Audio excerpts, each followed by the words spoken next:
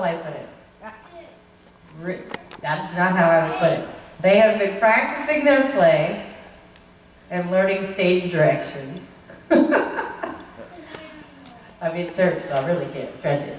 They were very excited to do this play. So we've had a lot of discussion.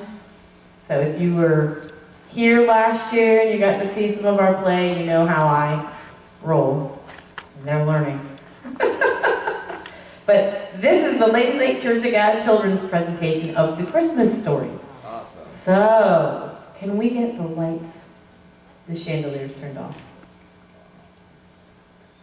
So, our Bible story in the Bible starts a long, long, long time ago. And I don't have the cool Star Wars thing, the scroll. I could have asked him for it. Now, if I started at any spot, I've got to start it at my favorite spot. And that is with my favorite prophet, who was a little long-winded and always told a good story. Come on, Ross. Reprise. Nobody can play Malachi like Ross. So prophets, you know, they were known for being chatty. You know anybody like that? They always had something to say, and a lot of times people would just wish they'd get on with it. But what they did is they wrote it down in scrolls. So I gave you a fancy scroll. So Malachi, I'm going to have you do something, Tim. Find Malachi 3:1, I think the first one. This is where I like to start our story. How many of you have cousins? Everybody qualifies. All right. Well, here's your big part. Ready?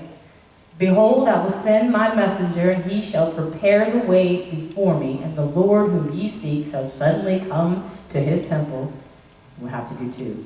Even the messenger of the covenant, whom ye delight in, behold, he shall come, saith the Lord of hosts. So Malachi was going to go on and on here for a bit. And what he was saying was somebody was going to come and prepare the way for the Messiah. I'll let you off the hook. Look at that face. A hand for our Malachi. You did great. You did great. I'm going to steal that from you. Awesome, Ross. And now you all know you're not safe. So Malachi did the first job of telling us that somebody was going to come to prepare the way. And that somebody was going to come in a very unique way, because there was a couple in the Bible that we read about. One was a priest, and he had a lovely wife, Zachariah and Elizabeth. Zachariah and Elizabeth. Come here, Zachariah and Elizabeth. Oh, so the Bible explains that Zachariah and Elizabeth were blameless before the Lord, and they were righteous people. So, pin a rose on your nose. That's amazing. He also says you were advanced in age, but I wasn't going to go there. So, they had no children. They prayed. They wanted children. They prayed for children. Nothing had happened yet. So in our story, which is the Bible, Zachariah draws the lot to go and do the priestly duty of the incense offer, which is exciting. You get to go, you're locked away, and you get some time away. So during this time, our first prophetic event happens. The angel Gabriel appears in front of the altar. Come on. Look right at now. Look right at Zachariah. And you tell him, you're going to have a son. Now, being a good priest, he did what we would all do and say, prove it. He wanted a sign. And this is my favorite biblical sign. Here's the sign. Ready? Tell him. You don't get to talk. You don't get to talk. That's a beautiful sign. That is one of the lessons I learned, is not to ask for a sign. That might be the sign. Might be the sign. So Zechariah was not able to speak. Not able to speak. Imagine. not able to speak for a wee little bit until little Johnny was born. All right, go fly off. Thank you. So you two can have a seat. Thank you, Zachariah, Elizabeth. You're so good to me. So she conceived. They had a boy. Everybody knows his name was John the Baptist. Ooh, I'm so proud. See, children, this is what happens when we do these. They learn. Very proud. So Zechariah, they have their child. The prophecy is fulfilled. Go have a seat.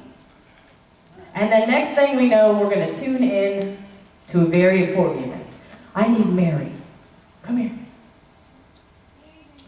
Mary was abiding in her house, minding her business. And the Bible is very complimentary of Mary. It says that she was favored by the Lord, that she served the Lord, she was open to receiving from the Lord, all good things. So while she was abiding in her home, an angel visited Mary.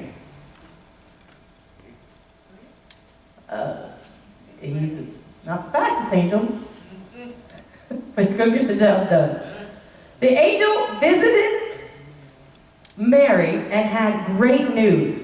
Now, first things first, Mary, this is your first time ever seeing an angel, so you're probably a little frightened. Can you show me your scared face? Very good. Awesome. I got chills. Look at that. She's afraid of you. So the angel did what any angel would do, and that is to tell her what? Don't be afraid of me. There we go. Amen. So he said not to fear because he had good news. I have good news. You're going to have a baby. And it's God's baby. So you don't have to worry. Awesome. Woo! You just got some good news. We just got some good news. Yep. We got great news. He said that she was highly favored or flavored. I've heard it both ways, Joe. And not to fear. And the most important part was the name. What name was she to give the baby? Jesus? Yeah. Jesus. There we go. There we go. No question mark at the end. Jesus. Now, Mary's response to all this was, let it be as you said. What an amazing testament to that. So the angel has left. There's no coffee for the angel. I'm sorry. Mary, we've got a job to do. We got to tell Joseph. So Joseph came over for a cup of coffee. This is from the NIV.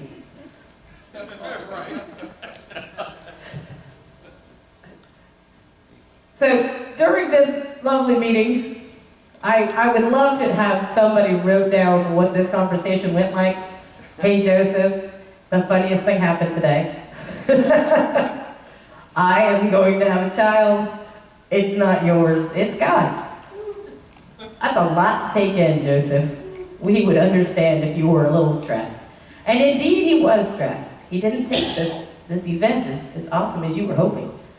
So the Bible records that Joseph had to do some thinking. So Joseph, the smiling Joseph, you're probably a little upset. So I'm going to have you go to your home. So that's your home over there. Go hang out in his own home.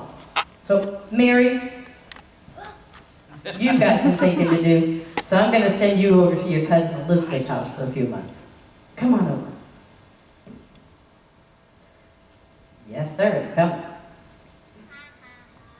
Oh, so you're going to go visit with cousin Elizabeth because she is also pregnant. She's very excited. Go sit right here. Now, Joseph was having a very hard time with all that he had just found out. And God knows how to talk to us. So he sent his angel. What was the angel's name? Gabriel? Very confident. I'm very impressed. So Joseph took a little nap. He was trying to accept all of this. Actually, you're going to talk to him in a dream, so you don't have to wake him up. It's okay. So during the dream, he can sleep. It's okay. During the dream, the angel is going to explain to him all that is happening. So tell Joseph what's going on. Mary's going to have a baby. a Jesus. And it's God's baby. And you don't need to worry about nothing. There you go. And just like that, Gabriel went shoop, and back to heaven. So Joseph, Joseph, you got some good news. Whew. You feeling better?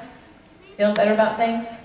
Because see, here's what your whole story is told in the Bible. It says that you were contemplating how you could put her away somewhere, which that's not right.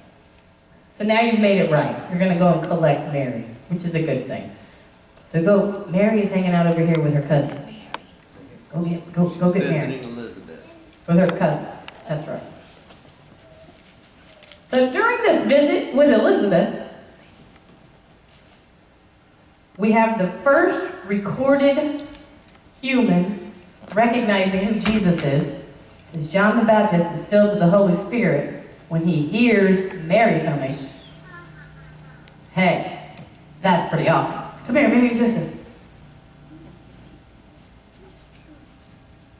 Come on over.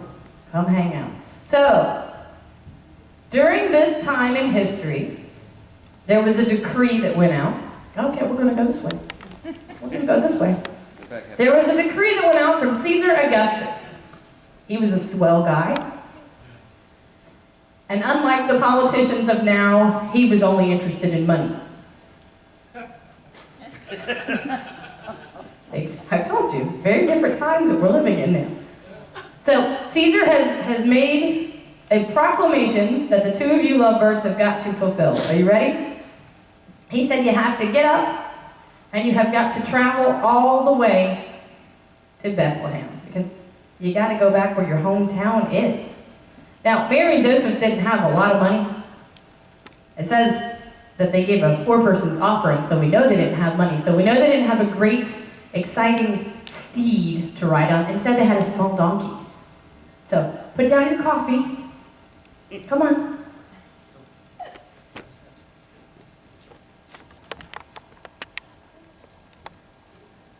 And here's your donkey.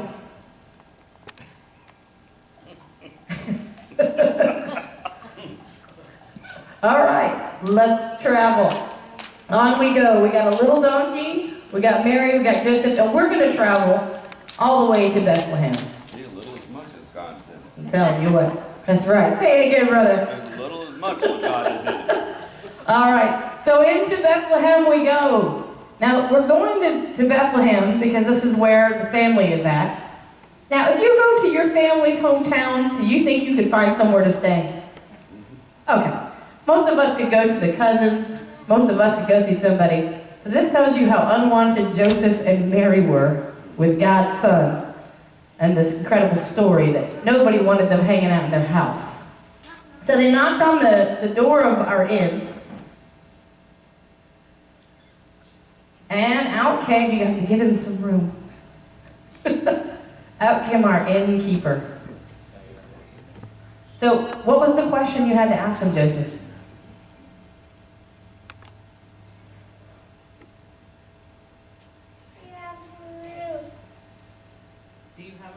No. The best delivery of one line. You earned your SAG card. There's no room. Maybe he has another idea, other than just no. Maybe he could, perhaps. We have some room in the manger. Oh, we're all going to stay in the manger. Let's go. We're going to go into the area where the animals were kept. So Mary, the Bible explains that she was great with child, so this woman is about to have her baby. And now, Joseph, you've really secured the Best Husband Award. We're staying in a barn. This is great. This is the beautiful start to it. Now, I might want to sit closer, I think. After all, you're going to have a baby. They've been married for 4 seconds. This is like year 20. Oh my goodness. So, we had a manger. There was no place to put this baby, God's son, but they did have a manger. And this manger comes with the baby, which is very exciting. So it says, Mary delivered her child, A baby. which is very exciting. And she would go on to wrap him in swaddling clothes and lie him in that manger that would be his crib. So around the same time that all of this was going on, over in our fields of cotton, I have a shepherd, as I said. Now, the shepherd's job was very important. And there's a theory that these were Levitical shepherds, so their job was very, very important because they were in charge of the sacrificial lambs. They were not just keeping mom and dad's sheep. These were the sheep that we were going to offer. They had to have no spots. They had to have no blemishes. They had to be separated, as he is doing right now. He prefers to separate them by gender, also a fine thing. And the one way that they did keep them from becoming dirty was to wrap them in swaddling cloth. So they did the same thing. So the shepherd, somebody learned something, look at that. You should go to children's church, I do this all the time. So, while the shepherds were watching their flocks, the angel of the Lord appeared one more time in all of his splendor. All right, Gabriel. Come on, Gabriel. Come on. And he showed up, and this is the first time that the shepherds have ever seen an angel, so they're going to react about how I would. You see?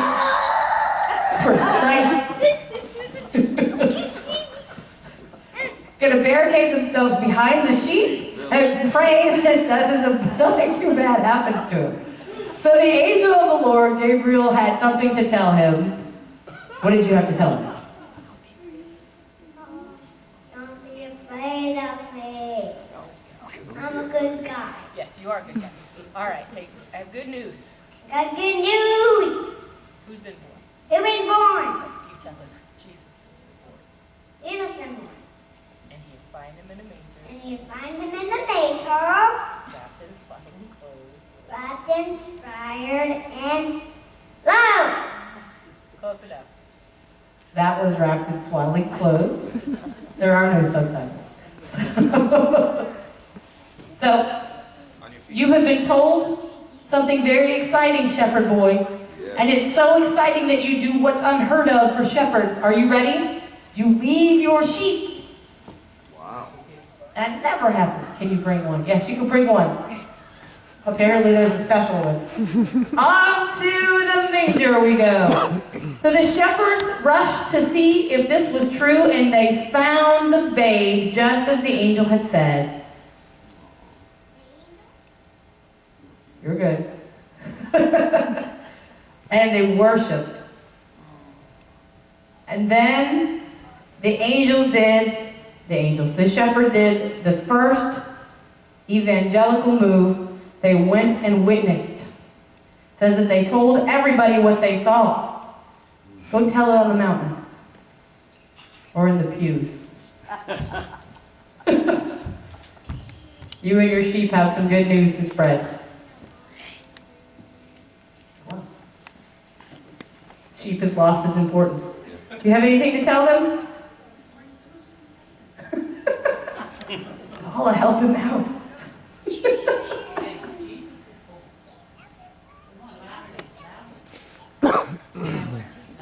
So the whisper is, Jesus is born. Jesus is born. Look at that. Very good witnessing jobs. So, 8 days later, Mary and Joseph had to take little Jesus to be circumcised. Sorry, guys. And then we had presentation at the temple. We had to complete all of the law before we could move on and go home.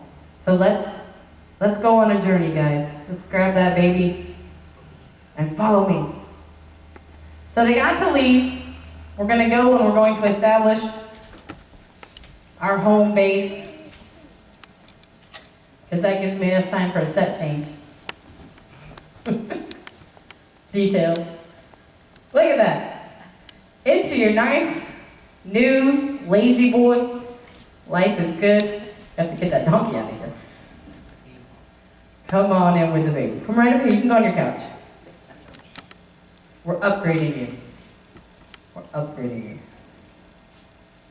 So they're residing in their home, doing mom and dad things, forcing him to eat his vegetables, take a bath, all the fun things. All the things that aren't in the book. And during this time, there was a ruler that had came into power. And as you can tell, he's full of pure innocence. Oh, King Herod. He was known for some things I can't go into. Here's a golden cup. You were also known for that. King Herod. He was in charge of everything. Now, during this time, there were some people that came, and they were walking around your town, and they were asking this weird question, where is this new king of the Jews? Well, that's a little upsetting because he's the king. So let's see. I need smart people. Isn't that what wise means? Wise. Who do I need? I need a smart guy. Here's one guy. I'm not putting anything after the smart. We'll let you. One for you. Oh man. Who's got sweaty palms? Who's got? Oh, it's John. Come on, Prophet Obadiah. Obadiah. Wise men. Yeah. I'm telling you, this is how we always figure out if we're using loosely or not. Oh man. Like a combination of the Supremes and the Wise Men. Better known as the wise guys. The wise guys. So these three wise guys, they had been traveling afar. When they saw the star, they reached, I should have you play that. They were searching out the answer that, from prophecy. They knew that that star meant something. So King Herod being King Herod, we're going to go and see this super nice guy. Come on over here, guys. King Herod. The wise men came before King Herod, and they were inquiring, there we go, about this star and this new king. And King Herod was handling it pretty well. He had some great ideas. Go find Go find it. And bring him to me so I can worship him. Oh boy. Nothing sinister about this guy at all. Nothing at all. So off they go around the stage until they find the home of Mary, Joseph, and baby Jesus. Now, I'm going to give y'all a pat down. How much money you got?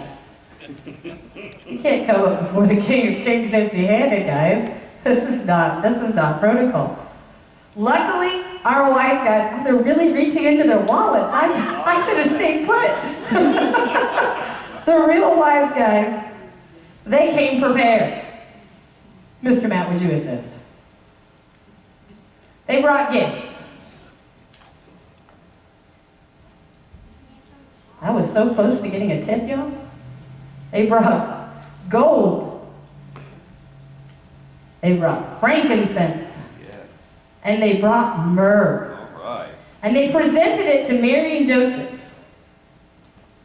Now you've got to remember, Mary and Joseph were poor. These were expensive gifts. This is a beautiful thing. This is the best birthday gift your kid ever got. This is not the giant cake made out of diapers that's customary for new moms. This is good stuff. Yeah. Woo! And it says that they worshipped the new king. They knew what was going on, but they also perceived that King Herod was a little sinister. I think it might be the laugh. I don't know.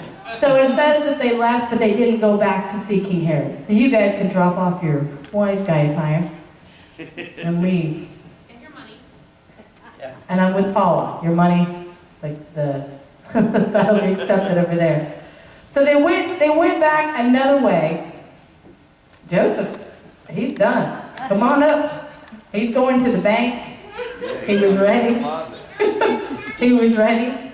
And he knows what's coming. He finds out about an evil plan. So hold on, buddy.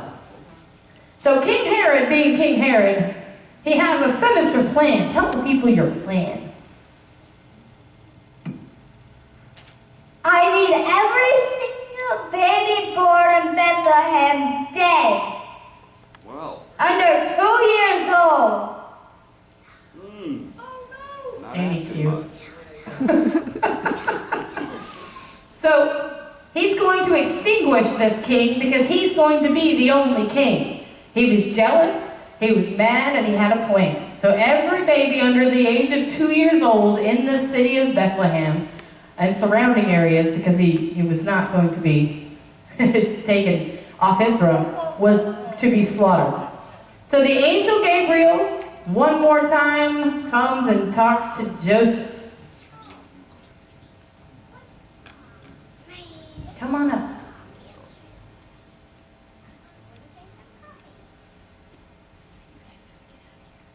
You guys have to get out of here. Go to Egypt! Thank you. And you go back to heaven. Thanks. All right. So good. Nathan, you're doing great. Thank you. Joseph has grabbed all the gifts. Yeah. Because this is going to be an expensive trip. Yes. You're going to have to go. So go right down there to this man. Feed that donkey. They flee to Egypt, which seems like an odd little footnote in there, but it's a fulfillment of prophecy that the Messiah will come out of Egypt. There's several prophecies that come true with just this one story in the Bible that happened hundreds of years before Jesus was born. So now for a very exciting moment. King Herod, you had a sinister plan. You had it locked up. But alas, the days of Herod, they had to come to an end. Ladies and gentlemen, King Herod died.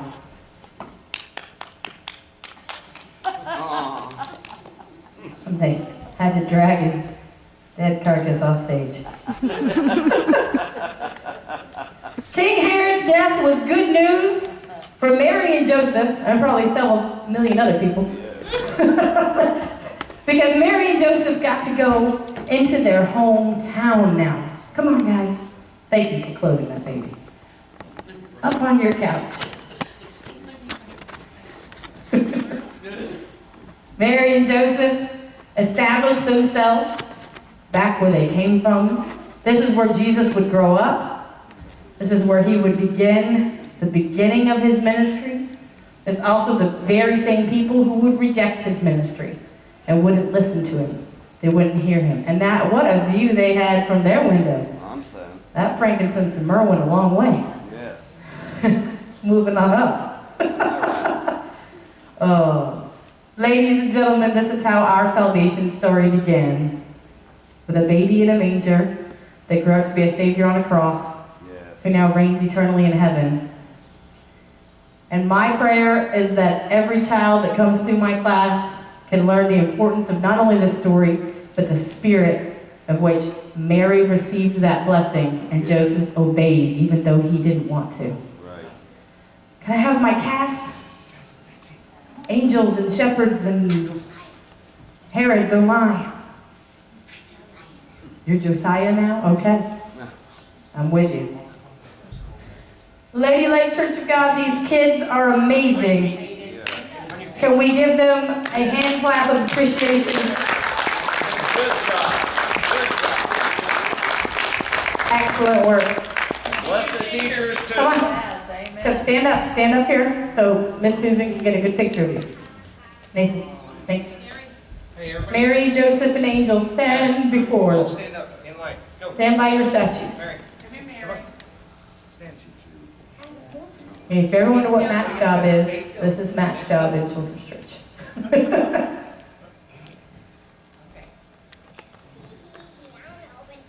Excellent job, guys. All right. All right, I'm going to turn this over to Pastor for closing remarks.